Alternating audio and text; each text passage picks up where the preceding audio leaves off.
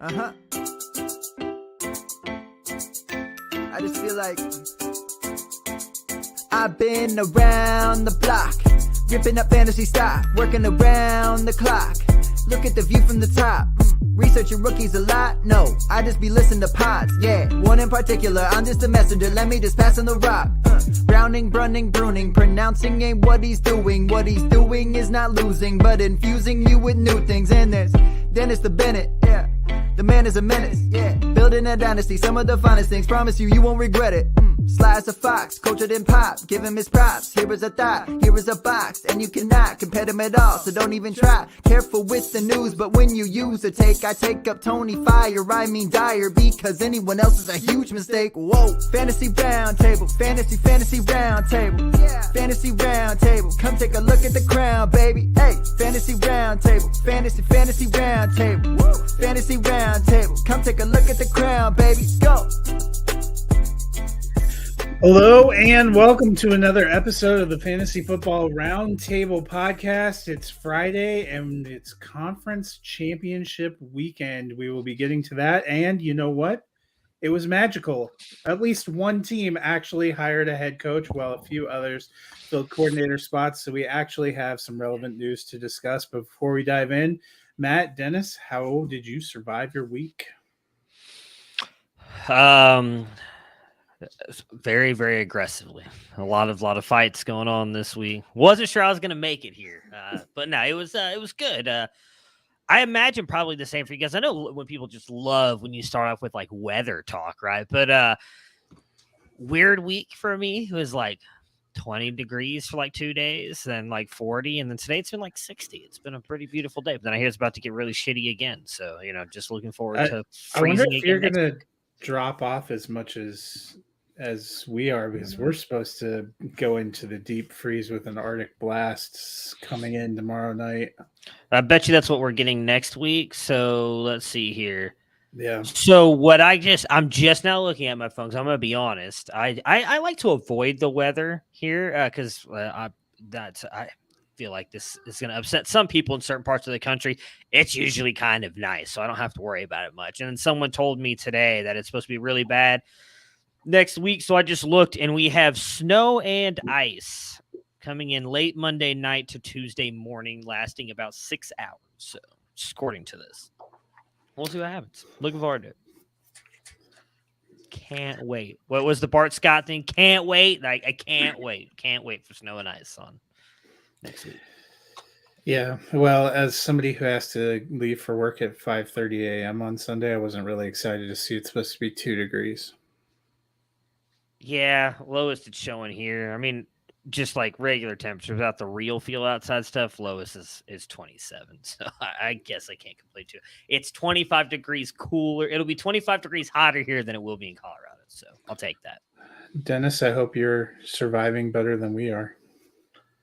We've had snow and rain on and off this week. It's been somewhere between 20 and 40, so kids had a snow day, and I'm like, really? You had a snow day for that? I'm old. I literally was like, get off my lawn. We got 2 inches of snow and you got a snow day. They've been doing weird things here too. The superintendent, I think they said, came from the south that's here. And the first time we got hit with a pretty good snowstorm, he didn't do anything because I think he didn't know what to do. And this last one, he was the only district in our area that canceled a day of school. And I walked around, I'm like, we got 1.5 inches, guys. I mean, we will rebuild. So, but we will roll forward. Speaking of ice cold, the Carolina Panthers, first team to hire a coach. They make the big decision to hire Matt's personal hero, Frank Reich, coming over. So I guess the first thing is, how do you feel about Frank Reich and the challenge before him in Carolina? And how do we feel about the other piece of news here? They announced that the neck and neck decision came down to him and Steve Wilkes, who I thought did a pretty decent job going 6-6 in the interim role. Seemed kind of disappointed not to get a chance to do it full time. I mean, thank God Christian McCaffrey's not with the Panthers anymore, right? We'll have to worry about some random running back getting carries now. Oh man, It'll outside of still that, be a random running back because Shua Hubbard and Donta look, Foreman are there. let's just hope they don't draft Bijan Robinson and crush all of our hopes for him for the next 3 years. That's all I'll have to say on the Panthers. My first thought when I saw it was, okay, well, Sam Darnold isn't near old enough to be his quarterback. Let's see, does that mean he's going to go try to sign Brady, who's the oldest quarterback? Jacoby Brissett, he might be a candidate, but you know who he's going to sign? Joe Flacco, 38-year-old Joe Flacco. He's going to bring him in. Because they're almost there. Wait, Dalton is 35. Maybe he goes with Dalton. Chad Henne, he's a free agent. He needs another shot. He's 37. These guys are like tailor-made for Frank Reich. Maybe he only did that in Indianapolis. I don't know. Maybe he learned from it. Reich was a good offensive coordinator, and I think that he probably is as deserving of a shot as anybody. I think Wilkes, in my eyes, earned it. Getting them to play like they did and stuff. My biggest issue, I think, is that when you have a coach that gets fired because his team is so clearly underperforming, and if he's white, he's right back in the head coaching circle, and if he's black, he's right back to a position coach for the next 10 years. That's the perception around the league. And, Wilkes, maybe his time in Arizona didn't go like we wanted, but it seems like he's a pretty good coach. The team rallied around him, and I felt like he earned a shot there. But, the teams it's like the slowest hiring cycle. It must be that literally every other team is trying to hire either Sean Payton, who's like, I really want to go to LA and coach Justin Herbert, or they're waiting for somebody to come off one of these 4 remaining staffs. Yeah, it's been weird. I think this cycle has been more notable for the people who've decided they don't want to pursue any of these openings than it has been for, potential candidates. We saw Jim Harbaugh's name floated out there. He decided to go back to Michigan. It seemed like Dan Quinn was going to get somewhere, and he decided to go back to Dallas. You're right about Sean Payton. Reports seem to change about him every other day, from he's likely to sign somewhere to now it's like he's likely to go back to Fox. I guess we'll see. For Frank Reich, you get judged even more harshly on your second stop if your first stop sort of flamed out. And there's no way you can look at it and not think that his first stop flamed out with getting fired midseason by the Colts, a Colts team that many felt was really talented when he took over and never really achieved much. And going to Carolina, I seems interesting to me. His biggest problem, it seemed, when he was with the Colts was that he never had any stability or the guy at quarterback. So he's either going to Carolina because they're going to move heaven and earth to try to get up to the number 1 spot and take a guy to build around, or he's kind of setting himself up for the exact same problems. Was he going to go acquire Carson Wentz again and see if the third time's the charm? There isn't.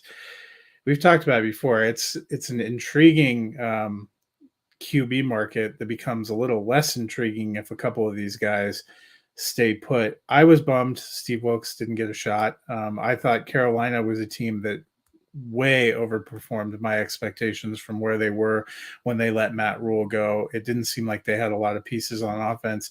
I actually thought they got Sam Darnold to play pretty well down the stretch there, so I'll be curious to see what Frank Reich can do. What's Carolina's pick? I'm trying to get it up here. Number 9. Yeah, they slid way back because of how well they did. So it almost feels like if they're going quarterback, they're going to have to move up. I know Levis is getting hot.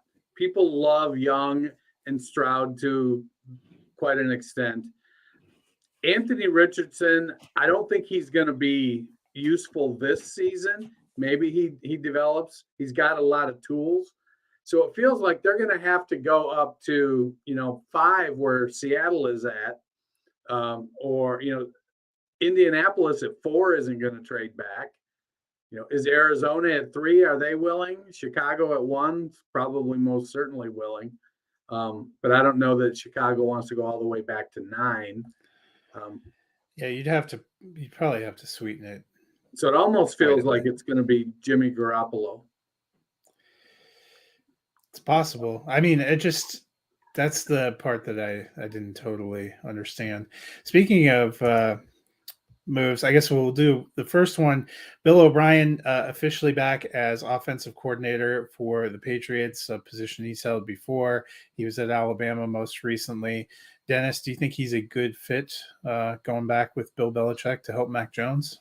Well, I think he understands the culture there.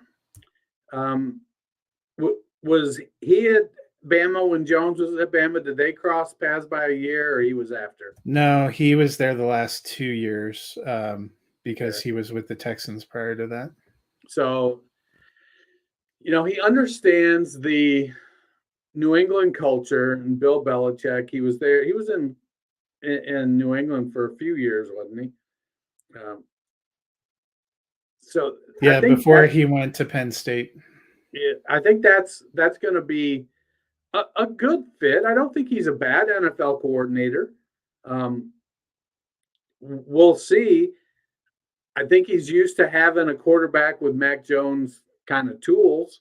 So it's not like he has to recreate an offense around, Lamar Jackson or anything. He can go and run a Patriot-style offense, Bill O'Brien-style offense.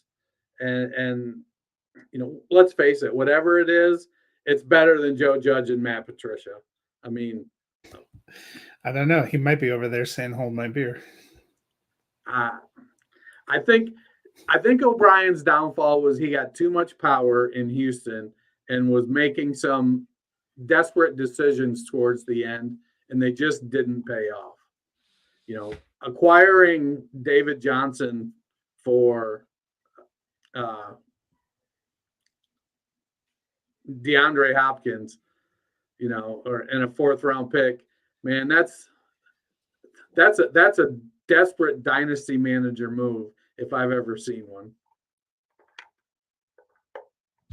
Yeah, I definitely think it's a better thing for them than obviously a defensive coordinator and Matt Patricia calling offensive plays. It just never made sense to me. I think we saw how much New England struggled. Even Mac Jones. Typically, you see these guys and everything, the players in New England don't typically speak out much. And to have guys like Mac Jones and other, there's a lot of stuff with people frustrated with play calls and everything this year kind of speak out about that.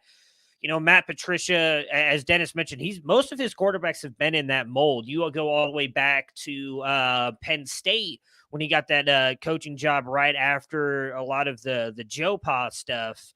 And I shouldn't say Joe Pa stuff. I mean, he was a part of it, but I don't remember the guy's name now for the life of me. We don't need to say it anyway. Okay. The guy who really did the wrong here. I didn't want it to Joe Pa, whatever. Yeah, he stepped into a tough situation. Yeah. And he had them with winning seasons. And it was Matt McGloin, and I believe he was the one who had Christian Hackenberg, who kind of got him all that love back in the days as quarterbacks who do fit more into the Mac Jones mold. And I do agree with what Dennis said as well. If you really look at what he was able to do as a coach, he was very good. It was when he kind of tried to become a GM that he really struggled, and Houston kind of went down the toilet. I think it'll be a good thing for him just because of that. I really think that they're going to be fine moving forward. Alabama we'll see New England will be with Mac Jones there. We'll see. Obviously, I still think they need to get a wide receiver, but again, a guy who actually understands the offensive part of the game, running things, I think is a lot better than a defensive coordinator running things on the offense.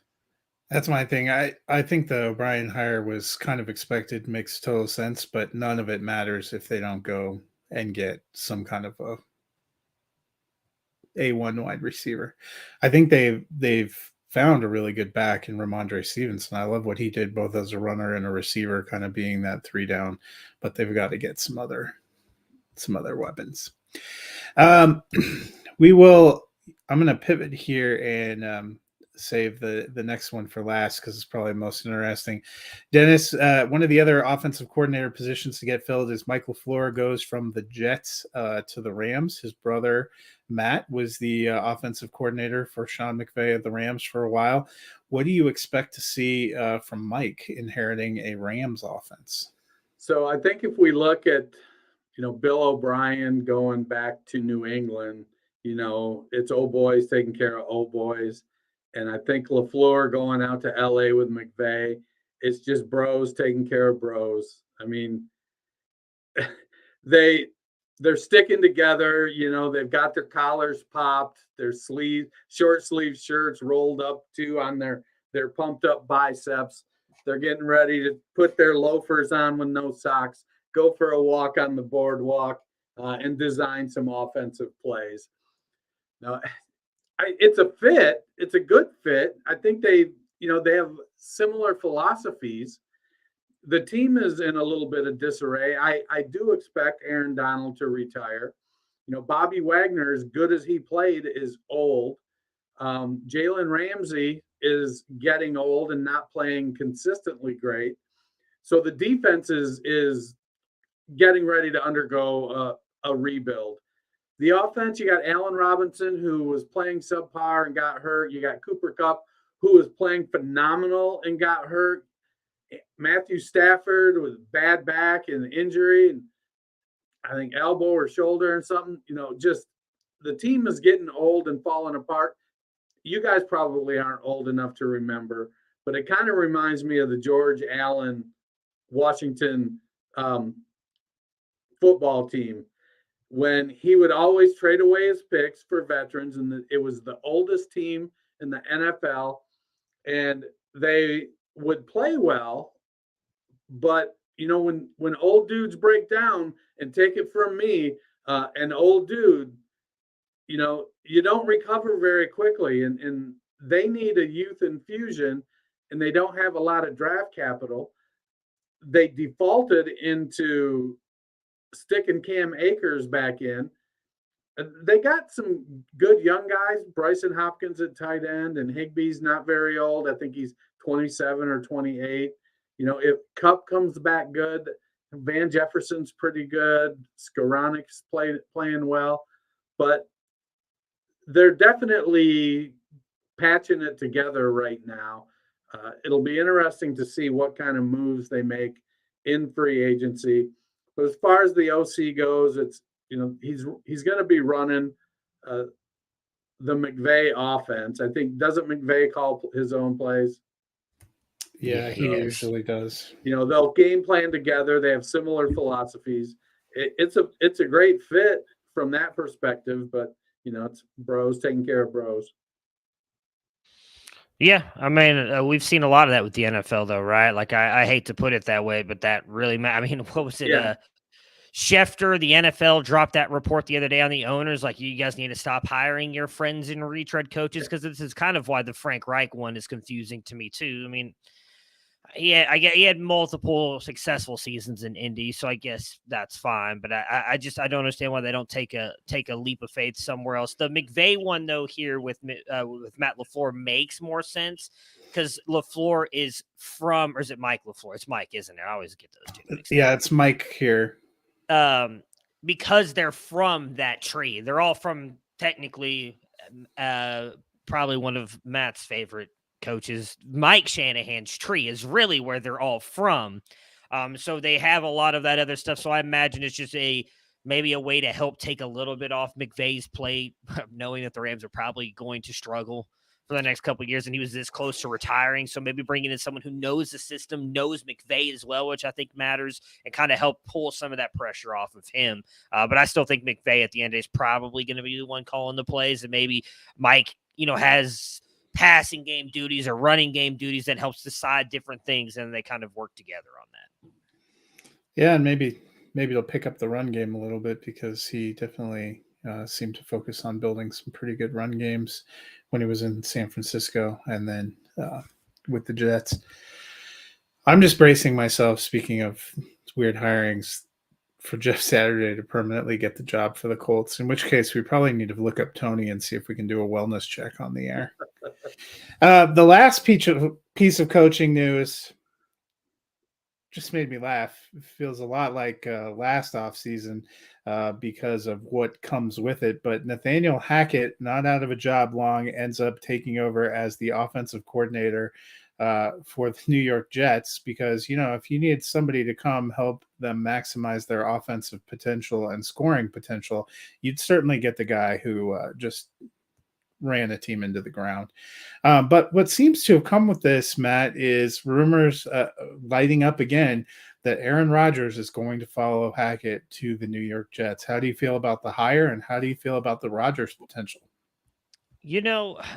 It's chicken versus the egg conversation, I think, with both of those guys. If you go look at Nathaniel Hackett, so offensive coordinator for 5 years, I believe, in Jacksonville, maybe four to 6. 2 years in Jacksonville, 17 and 18. It's longer than he that. was a coach there, but he was the OC. What was Bill, he? Okay, he was a 14. quarterback's coach. I apologize. Quarterback's coach.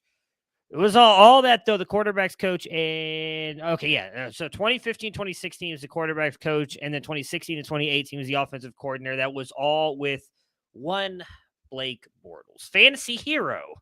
Not quite the NFL quarterback you want. I don't know that this brings Aaron Rodgers over. I'd argue Aaron Rodgers made Nathaniel Hackett, much like I think you could argue one Peyton Manning made Adam Gase. Yeah, that was the name I was looking for. I was waiting to say Josh McDaniels. I was like, but he did not make Josh McDaniels. So Josh McDaniels, I don't know, is very good either. But regardless, I maybe that relationship brings Rodgers over. It does seem like there's some real connection there. I personally would like to see it. It's been a while since we've seen Aaron Rodgers with a decent offensive line and weapons like Garrett Wilson, Elijah Moore. Like, that could be a lot of fun. Breece Hall in the backfield could be fun. But I don't know that them getting Nathaniel Hackett, necessarily means Rodgers is going there. But I think it'd be the very intriguing parallel of go back.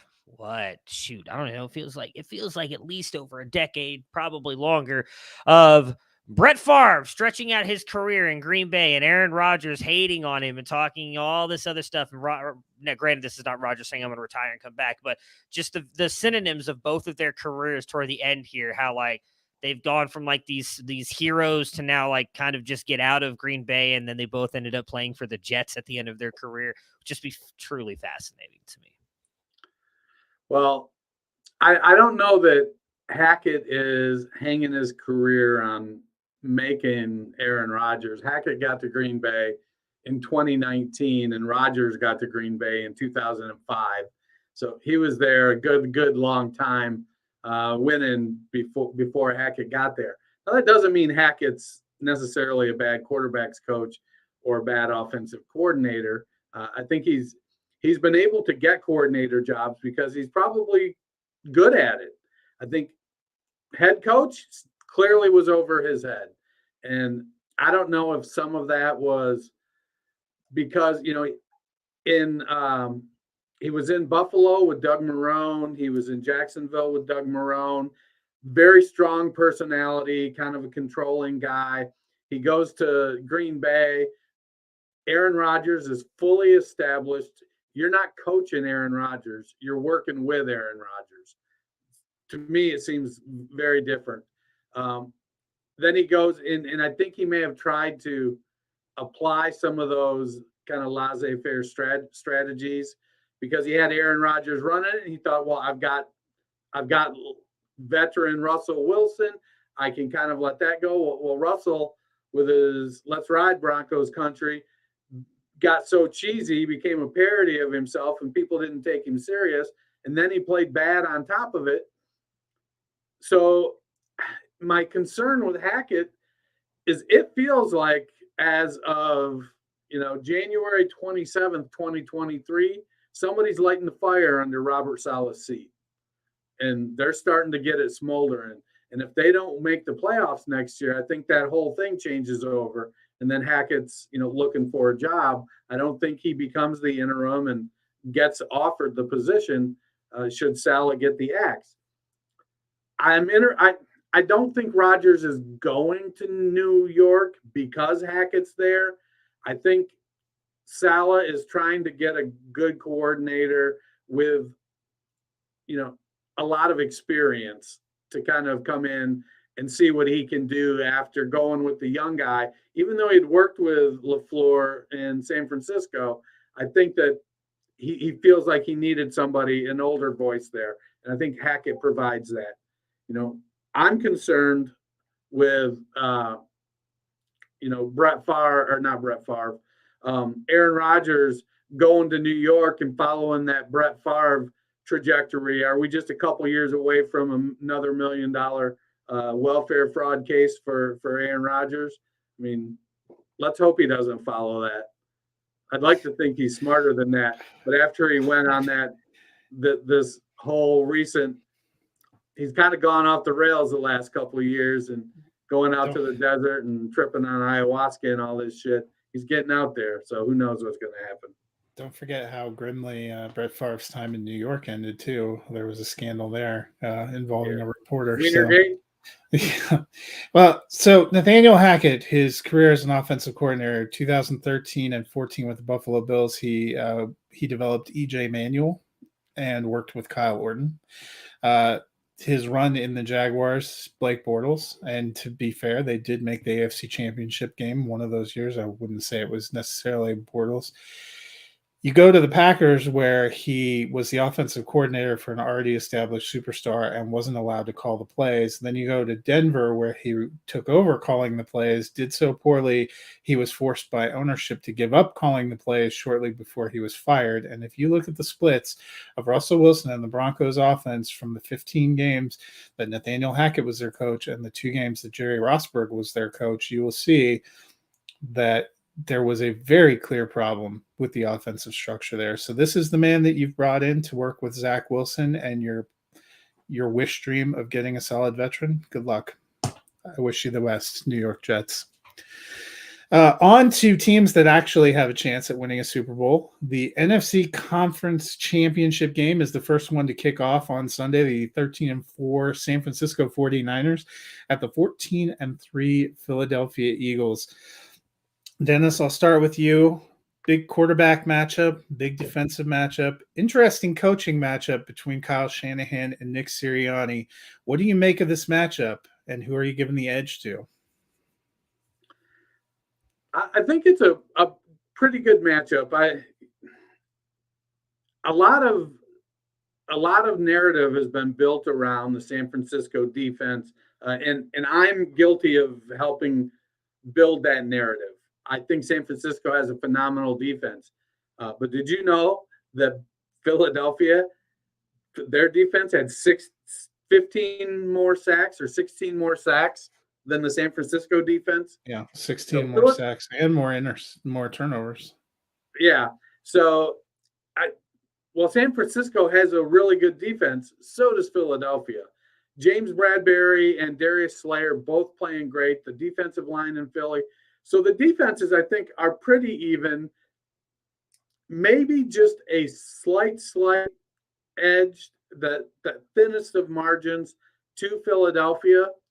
I think the difference maker is Jalen Hurts. I think both teams have good weapons.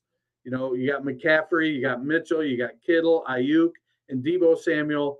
That's a great set of weapons. You've got Goddard, you've got A.J. Brown, Devonta Smith, and Miles Sanders. That's a great set of weapons. I think Jalen Hurts is the separator. He's the one that is going to be the difference in the game.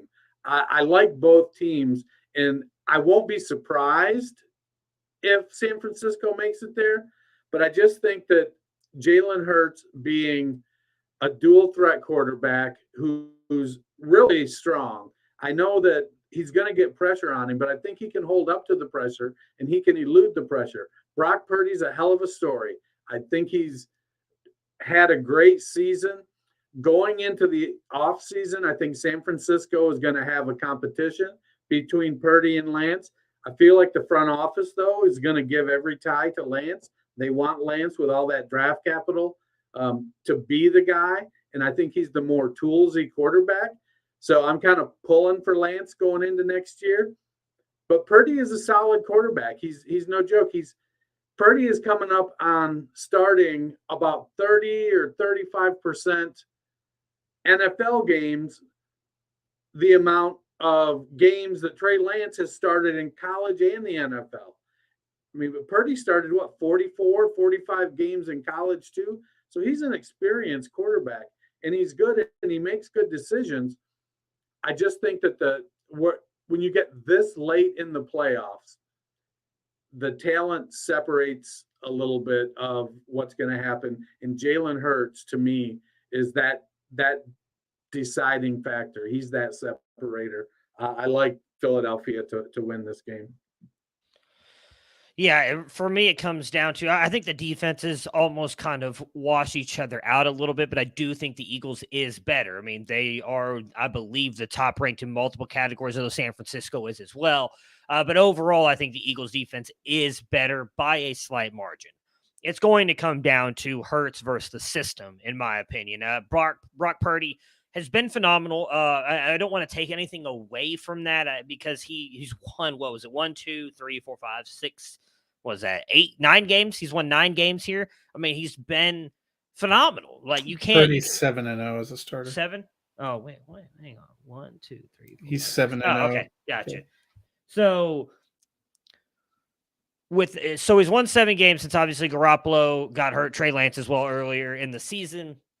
And you can't take that away from him. It's extremely impressive, especially being Mr. Irrelevant, which obviously they're going to beat into the ground again this weekend. You'll hear that likely every 5 minutes on the broadcast about him being Mr. Irrelevant. But I think a lot of that is the system.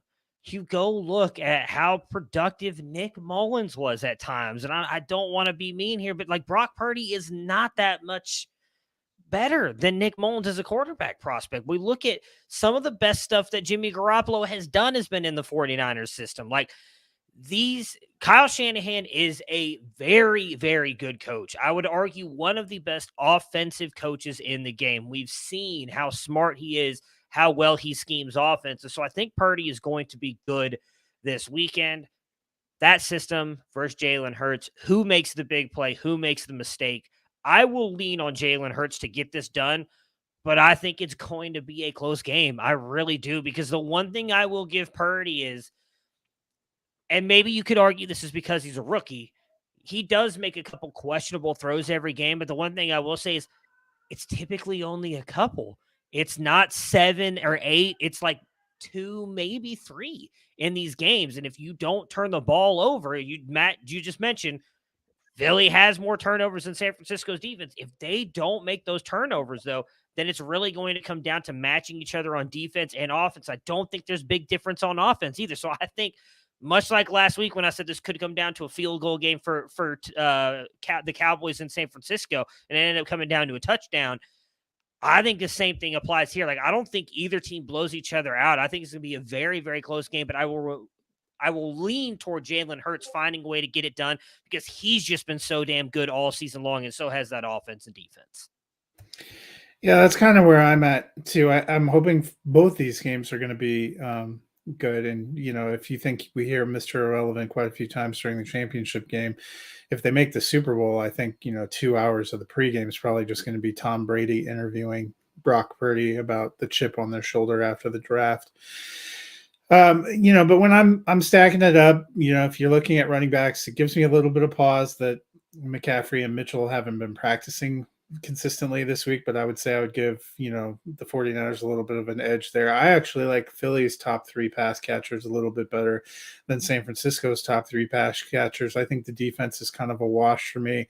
I would give Kyle Shanahan a bit of an edge over Sirianni, although both of them feel like a little bit of wild cards at the coaching position. The Eagles were warming up to Creed today. I think that gets the edge. So the real edge for me is Jalen Hurts. I think he should be the NFL MVP.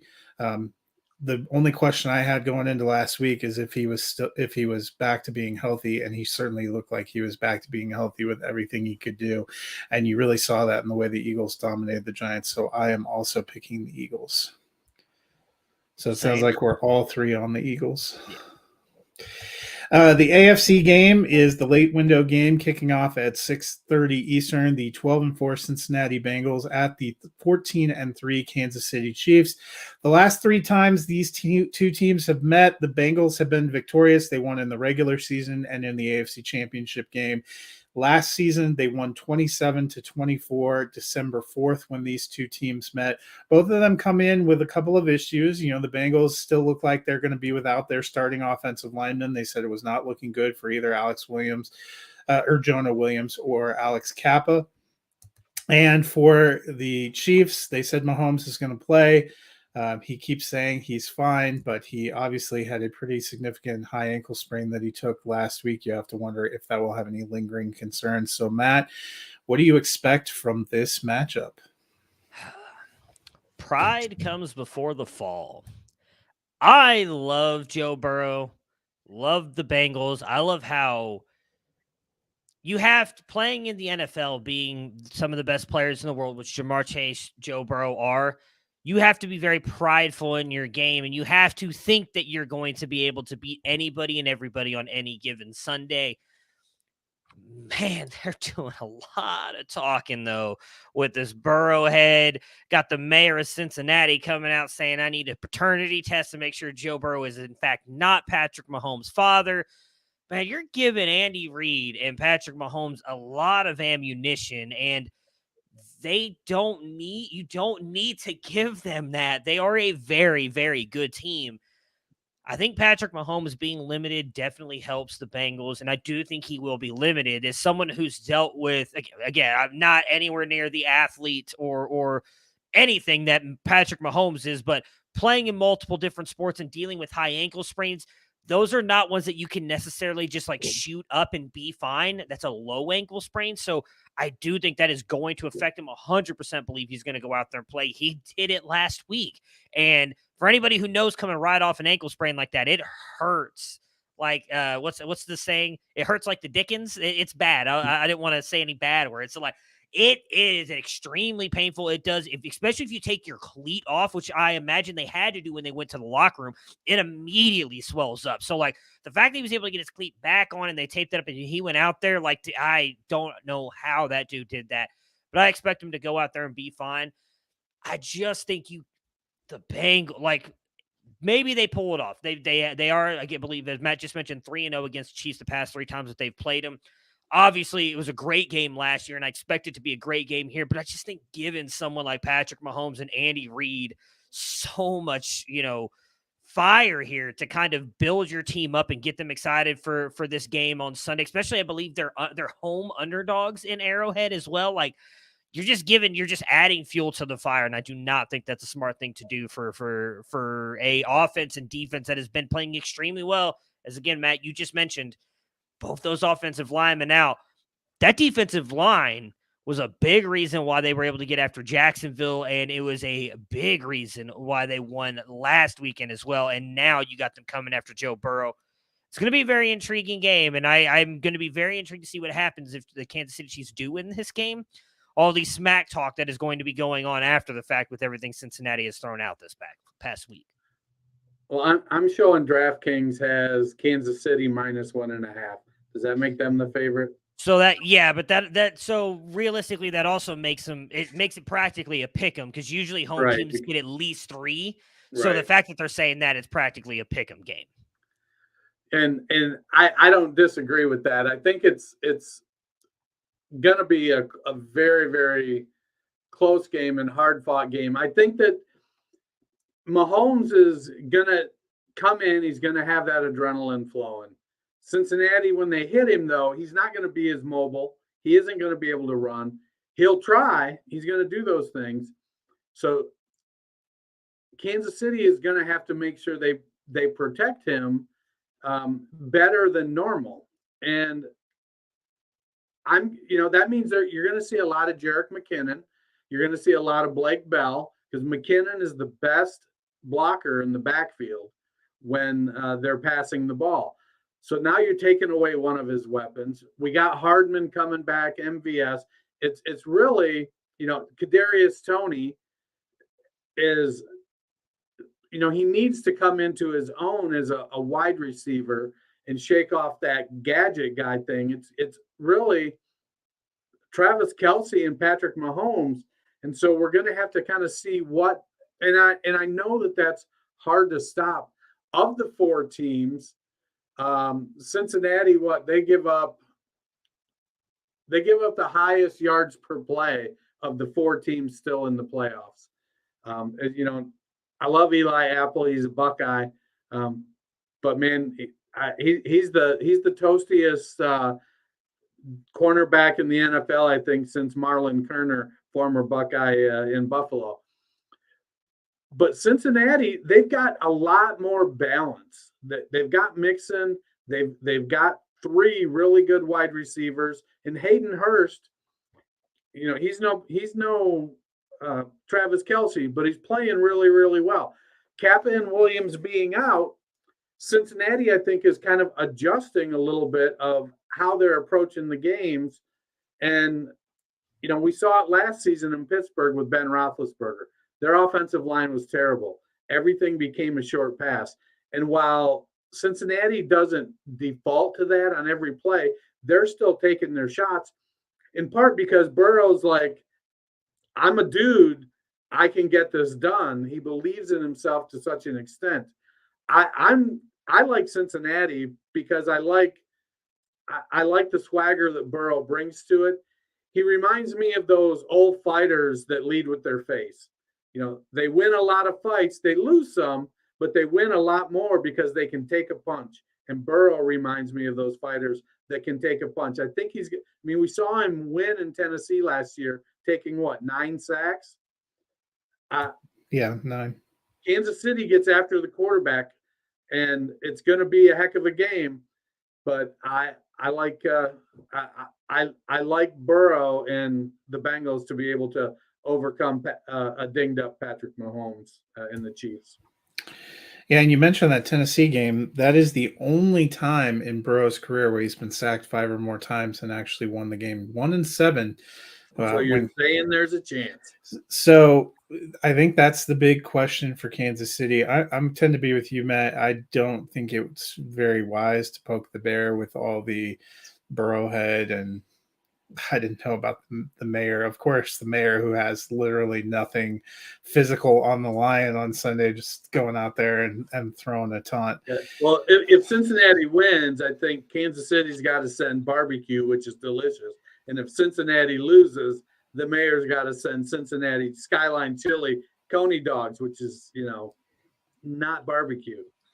I was going to say, I've seen that Skyline chili, so that's an indication they may not really have a great sense of taste there in Cincinnati. I think this should be another really close matchup. I love your chili dog. It's connected. Chili dog's fine. Putting the chili on the top of spaghetti and then serving that up to people just gives me a moment of pause. What are you going to do?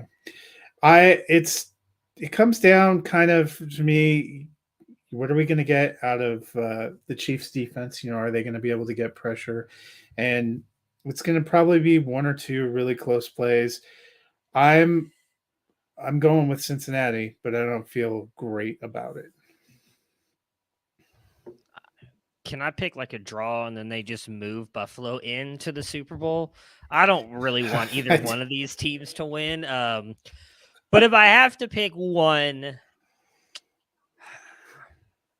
I think Kansas City gets it done. I think they find a way. Close game. I'll take the Chiefs. Yeah, Bengals for me. I'm drinking the Kool-Aid. I felt a lot better about that pick before they started getting a little haughty the last couple of days with their comments. That feels like something that never completely ends well. But I understand them being also a little bit peeved because it was almost as if everybody acted like they had literally no chance, started selling AFC Championship game tickets to a neutral site before they even played. So I get that part of it, but at the same time, the NFL has to do that. They have to put those tickets on sale ahead of time. They do that all the time. There's you could go in. using the college football thing here you could have gone in years ago when Ohio State just made the playoffs and buy national championship tickets. You're hoping that Ohio State makes it there. You get the earlier you get the tickets, the cheaper they are, obviously. So that's why they had to do it. And I don't really care about the Burrow hope you got your refunds thing. Like, I thought that was a very funny line. Yeah, actually. that was more funny. of like it's the afterward. Yes, the rest of it that I'm kind of like, yeah, like Arrowhead, But which is typically it considered doesn't like the hardest seem place like to play, that's right? coming from the team. That feels like that's coming from people who Someone- aren't part of the team, which is real unfortunate Right. for the members of the team. They're cashing a check someone else's mouth has to cash now. That's the problem, which I agree with you, but it doesn't help that like they're all doing this because again, they don't care. Like, who is it that Nick Saban's done this? Kirby Smart has done this. There's been other coaches who, I kid you not, I found out about this earlier this year, and I would not be surprised if Andy Reid has done something like this. They create these fake Twitter accounts that make it look like they're part of like major like news or sports organizations, and then they don't even really actually send them out. They just create them. There's websites you can create these fake tweets on, and then just print them up, and it's print up. Alabama's gonna finish with 5 losses this year, and they post it all over the locker room. So all these players get so upset. So the worst part about it is this is actually coming out though from media people and everything. I want to say someone in Cincinnati because I saw the poster. And poster, all this stuff going out in Cincinnati is the rematch. Burrow versus Mahomes in Burrowhead. And I'm like, you guys are stupid. Like, it's not what you should be doing right now. Well, it'll be an interesting weekend of games. Dennis and I will be back on Monday to look at the winners. And hey, maybe by then the Colts will have made it official with Jeff Saturday and we'll have something else to talk about. But Dennis, for all the people that wake up tomorrow morning and sadly realize there are no football games on Saturday, what should they do with that unexpected free time? They should do like me and go get yourself a nice new set of earbuds, then download the podcast, subscribe to it, listen, have it come right to your feed, give us a rating, 5-star review, leave us some kind words, something inspirational on your favorite podcast platform. That helps us out a ton. Go check out the other great shows on the Pigskin Podcast Network as well. Well, that'll do it for us. Hope you guys have a great championship weekend.